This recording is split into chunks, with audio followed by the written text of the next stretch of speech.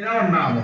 Earth ఇలా bend అయి ఉంటుంది. ఇప్పుడు మనకు ఎలా ఉంటుందన్నా ఎన్ని డిగ్రీలు బెండ్ అవుతుంది? 23.5 degrees. ఎన్ని నానా?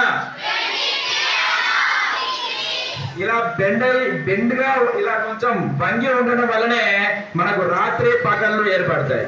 ఏవి ఏర్పడుతున్నాయి నానా? 12 గంటలు 12 గంటలు రాత్రి పగళ్ళు ఎందుకు ఏర్పడతాయి అంటే ఇది బెండ్ అవడం వలన కొంచెం వంగి ఉండడం వలన మనకు రాత్రి పగళ్ళు డే నైట్ ఉందానా? రైట్. ఈ గ్లోబ్ ఓకేనా?